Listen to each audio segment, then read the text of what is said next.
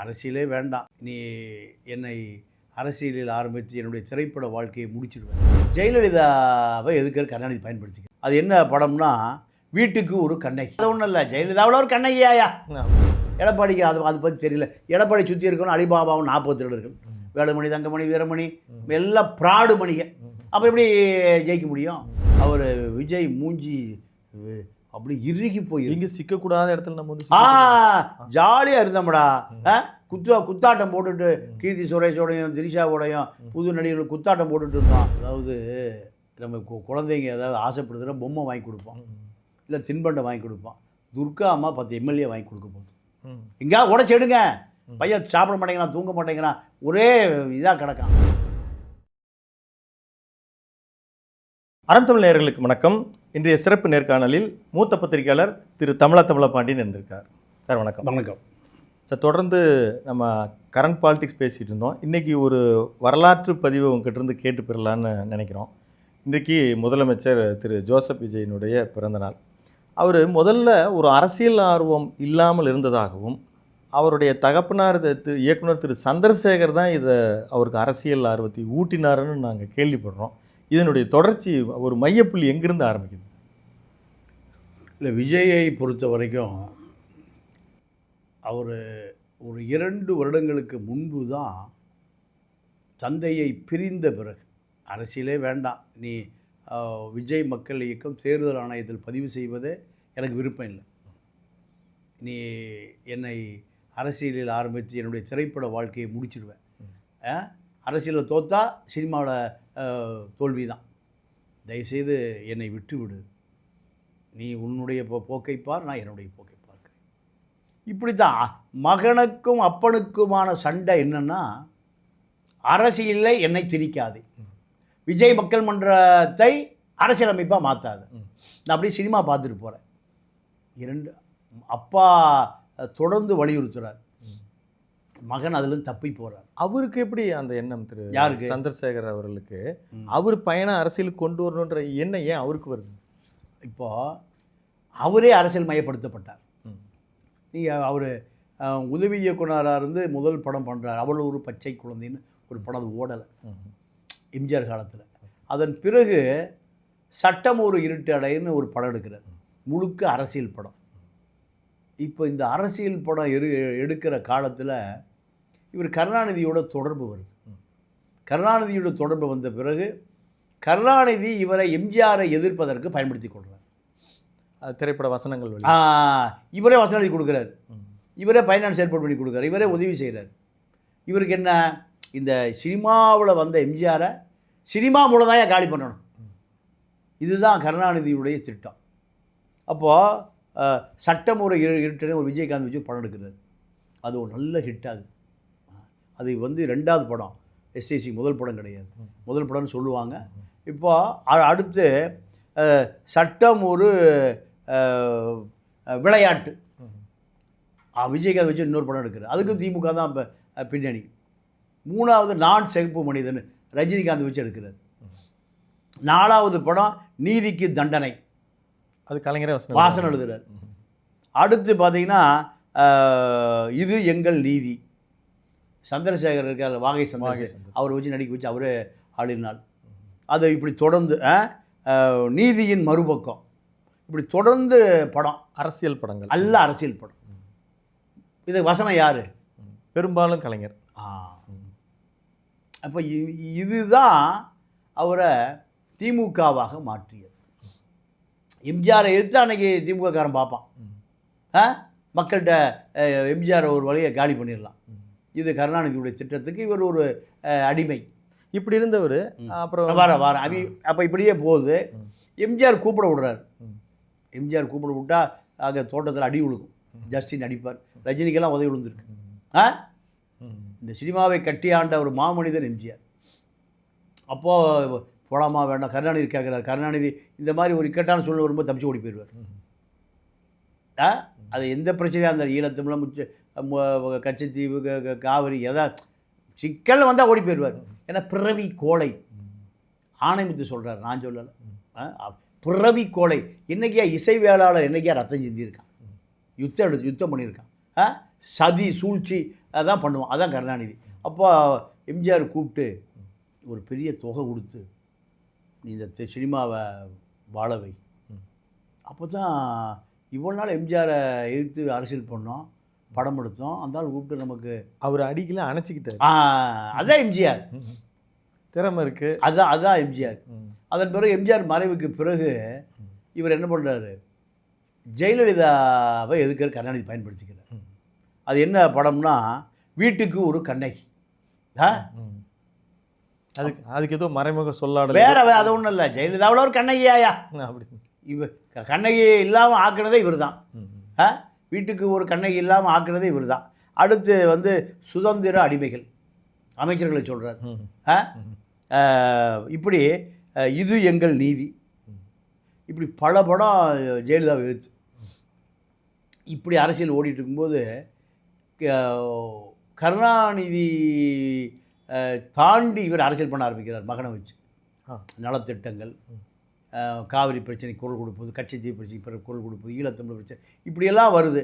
கருணாநிதி சந்தேகப்படுற இவன் ஏதோ திட்டம் போடுறான், நம்ம குடும்பத்திட்டு இருந்த அரசியலை இவர் எடுத்துகிட்டு போயிடுவார் போல் இருக்கு.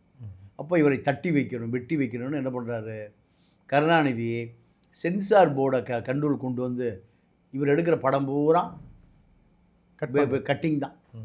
அப்போ சந்திரசேகர் பார்க்குறாரு, நம்ம காங்கிரஸில் சேர்ந்தால் தான் தப்பிக்க முடியும். காங்கிரஸில் சேர்வதற்கு டெல்லிக்கு போய் சோனியா காந்தி, ராகுல் காந்தி எல்லாம் பார்த்து மகனுக்கு all India youth Congress president கேட்குறாரு. அது கேள்விப்பட்டது உண்மைதான். ஆமாம், 100%. இவங்க இந்த சினிமாக்காரன் பூரா பொய்யே பேசுவான், உண்மைக்கு அவளுக்கு தொடர்பே இருக்க. நடிப்பான், செயற்கையாக இருக்கும். உங்களை பார்த்தா நடிப்பான், என்னை பார்த்தா நடிப்பான். பணம் கொடுக்குறவங்களுக்கு ப்ரொடியூசர் வந்தால் எது வேணாலும் கொடுப்பான். இதுதான் சினிமாக்காரன். அப்போது அங்கே ஆல் இண்டியா யூத் காங்கிரஸ் அதை கொடுக்க முடியாது. ஜென்ரல் செக்ரட்டரி 5 பேர், south, north, east, west, central. அதில் ஒன்று தமிழ்நாட்டுக்கு சேர்த்து உங்களுக்கு சவுத்து கொடுக்குறேன், எனக்கு ஆல் இண்டியா பிரசிடென்ட் தான் வேணும். இளைஞர் காங்கிரஸ் யூத்துக்கு. அப்போ தான் திமுக பயப்படுவான், அதிமுக பயப்படுவான். இது சாதாரண தமிழ்நாடு காங்கிரஸ் கமிட்டி போனால் அவங்கள்ட்ட தான் பேச்சுவார்த்தைக்கு போகணும், அவங்கள்ட்ட தான் அடிமையாக போகணும். இதை கேட்ட உடனே அப்போ அன்றைக்கி இருந்த பாசி இளங்கோவன் பூரா அதை காலி பண்ணி விட்டாங்க. திருப்பி வந்துடுறாரு. வந்து கருணாநிதிக்கு அவருக்கு முட்டல் மோதல். கருணாநிதி என்ன பண்ணுறாருன்னா, காவலன் ஒரு படம் வருது, அந்த படத்தை சென்சார்லேயும் வெட்டு, கட்டு, ஒட்டு, அதே போல் தியேட்டரில் பூரா கொடுக்கூடாதுன்னு பார்க்க பெரிய தலைவலி. கருணாநிதியோட வேலை ஆட்டம் ஆரம்பம். அப்போ தாக்கு பிடிக்க முடியல, எஸ்சிசினால் சந்திரசேகர் தாக்கு பிடிக்க முடியல. இந்த சூழலில் இவருடைய முதல் படம் யாருது, விஜயுடைய முதல் படம் நாளைய தீர்ப்பு. நாளைய தீர்ப்பு பெரிய அடி, என்ன பண்ணுறதுன்னு தெரியல. காவலன் படம் எடுத்தாச்சு விஜய்க்கு, அந்த படம் ரிலீஸ் ஆக முடியல. அப்போது எம்ஜிஆர் பெருந்தொண்டர் சைதையார் வீட்டு கல்யாணம், மகன் கல்யாணம், ஜெயலலிதா வருது. அப்போ ஜெயலலிதா அப்பா மகனோட ஓடி போய் எப்படியாவது எங்களை காப்பாற்றுங்கன்னு விழுகிறாங்க. என்னன்னு கேட்குது கருணாநிதினால அந்த அம்மா பிபி ஏறிடும். அது வரைக்கும் ஜெயலலிதாவை எதிர்த்து கொண்டு இருக்கிறார்கள் யார், இவங்க 2 பேரும். ஆமாம், என்ன பண்ணணும், படமே வரலம்மா, நீங்கள் தான் பண்ணணும். சரி, நான் பார்த்துக்கிறேன்ப்பா. அப்போ தான் அந்த அம்மா சொல்லுது, ஹீரோவை ஜீரோவாக்குறாங்க, ஜீரோவான உதயநிதியை ஹீரோவாக்க பார்க்கிறார்கள். அந்த அம்மா தான் சொல்லுது. அன்பு செழியன் கூப்பிட்டு ரிலீஸ் பண்ண சொல்லி அப்படியாவது போ. அன்பு செழியன் தான் அந்த படத்தை ரிலீஸ் பண்ணுறாங்க, காவலன், தமிழ்நாடு முழுக்க. ஜெயலலிதா ஆதரவாளராக மாறிடுறார். அதற்கு பிறகு போய் அந்த அம்மாவையும் நின்றுட்டு இருந்தார். இல்லை, அது என்ன நடந்ததுன்னா, 2011 அதிமுகவுக்கு ஆதரவாக எலெக்ஷன் வேலை செய்கிறார். எலெக்ஷன் முடிஞ்சு ஏடிஎம்கே ஜெயிச்சிருது. அதிமுக ஜெயிப்பதற்கு அணிலை போல நாங்களும் உதவி இருக்கோம். அந்த பேர் தான் இப்போ வந்து அந்த அம்மா எம்ஜிஆரையே மறந்துடுச்சு.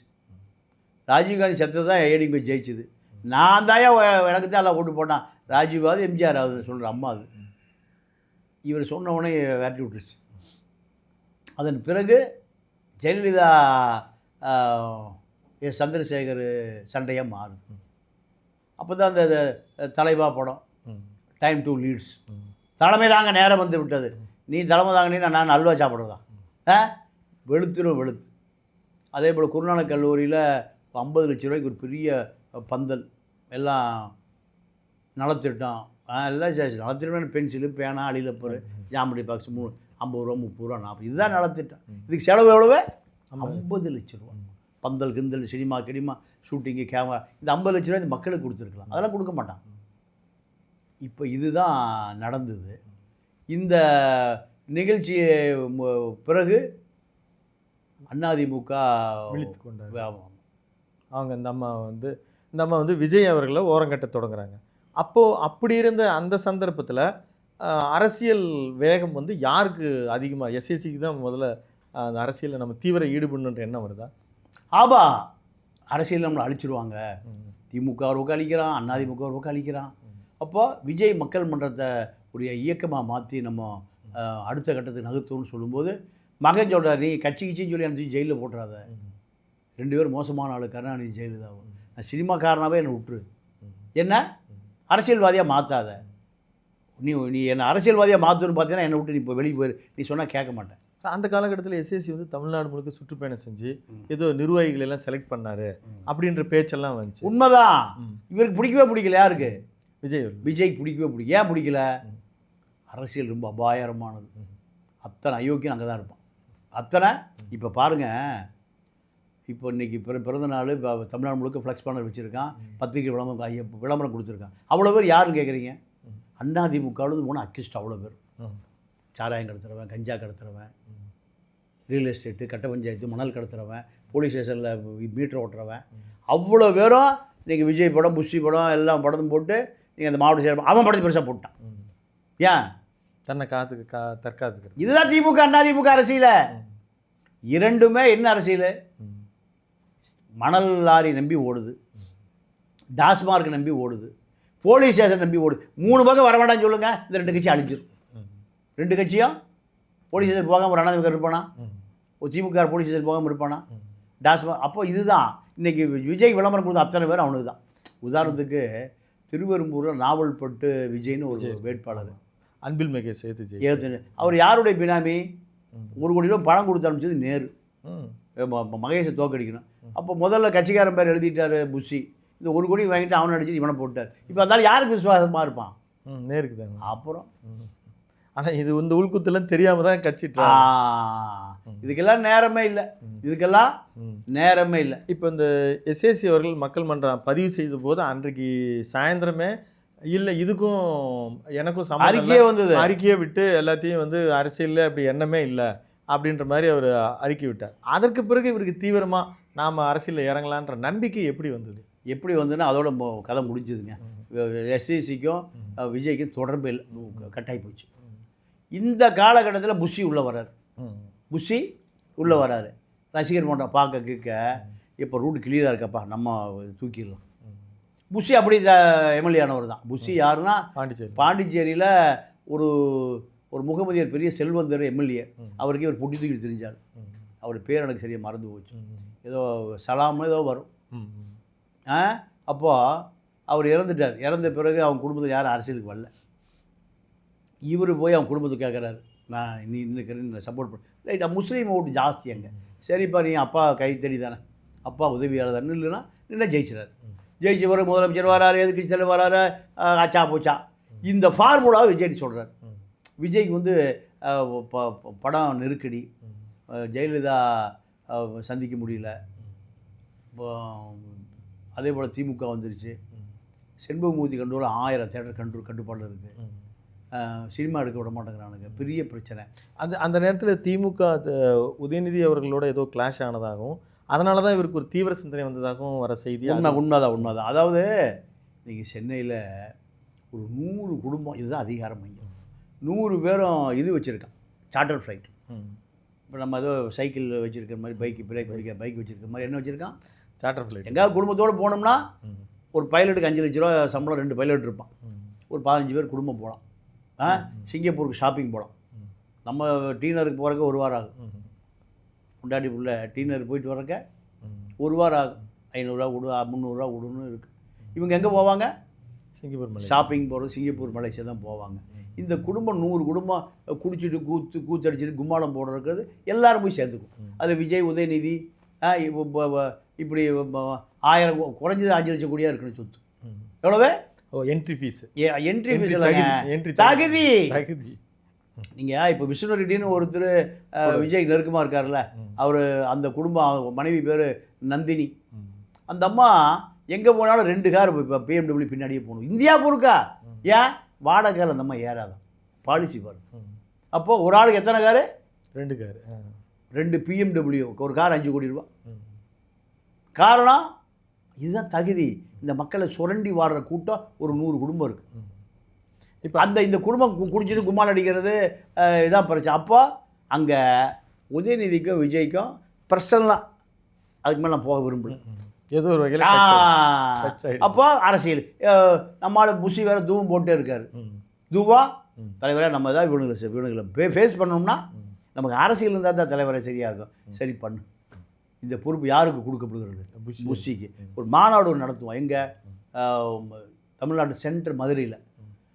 புஷியால் மூர்த்தி எடுத்து இடம் பிடிக்க முடியல. எங்கே போனாலும் மூர்த்தி விரட்டி விட்டுறாரு. சரி திருச்சிக்கு வா, நேரு விரட்டி விட்டாரு. கடைசியாக எங்கே வந்து சேர்ந்தது? விக்ரவாண்டி வீசா. ஏன் ஈசிஆருக்கு பக்கத்தில் இருக்குது. அந்த இடத்துக்கான பிடிச்சி மாநாடு. இந்த மாநாடு நடத்தி முடித்த பிறகு திமுக, அதிமுக எல்லாம் பயந்துட்டான். மாநாடு நடத்துவதற்கான அடிப்படை அறிவே இல்லை எல்லாத்துக்கும். திச்சு தண்ணி குடிச்சிட்டு போனான் பார்த்தீங்களா? சாக்கடை தண்ணி குடிச்சிட்டு போனான், அதாவது ரசிகன். அப்புறம் டாய்லெட் தண்ணி குடிச்சிட்டு போனான். மாநாடுனா பந்தல் போடணும், வர்றவன் நிழல்லையாவது உட்காரணும். வெட்ட வெயிலில் 24 மணி நேரம்னா எப்படி இருக்கும் பாரு. அப்போ இவங்களுக்கு அரசியலே தெரியல. அரசியல் தெரிஞ்சவன் ஏமாத்துறான். திமுக, அதிமுக ஏமாத்துறான். அப்போ என்ன பண்ணுறது? விஜய் 5 வருஷம் அண்ணாமலை போட்டு அடித்து வச்சுருந்தார் திமுக. திருட்டு திமுக, லஞ்சம், ஊழல் அவர் பண்ணி அவர் 7000 கோடி வசூல் பண்ணிட்டார் வச்சுங்க. அப்போ அது தனியாக தள்ளிட்டு போயிட்டார். அப்போது திமுக எதிர்ப்புங்கிறத இங்கே அப்படியே விதை போட்டு அது செடியாகி மரமாகி காய்ச்சி அப்படியே பூத்து குலுங்கி நிற்கிது. அறுவடைக்கு அதுதான் அறுவடைக்கு தான் ஆள் தேவை. அப்போ இந்த அறுவடையை அந்த 2 வருஷத்தில் திமுக எதிர்ப்பது யார்? சார் எடப்பாடி அவனுக்கு லஞ்சம் கொடுத்துட்டு நம்ம தான் வீட்டில் படுத்துக்கிறதால நம்ம ஜெயிச்சிருவோம். ஜெயலலிதா அப்படி தான் இருக்கும். கடைசி நேரத்தில் தான் அந்த அம்மா வரும். இப்போ களம் அப்படி இல்லை. எடப்பாடிக்கு அதை பற்றி தெரியல. எடப்பாடி சுற்றி இருக்கணும் அலிபாபாவும் 40 திருடர்கள், வேலுமணி, தங்கமணி, வீரமணி, எல்லாம் ப்ராடு மணிக. அப்போ எப்படி ஜெயிக்க முடியும்?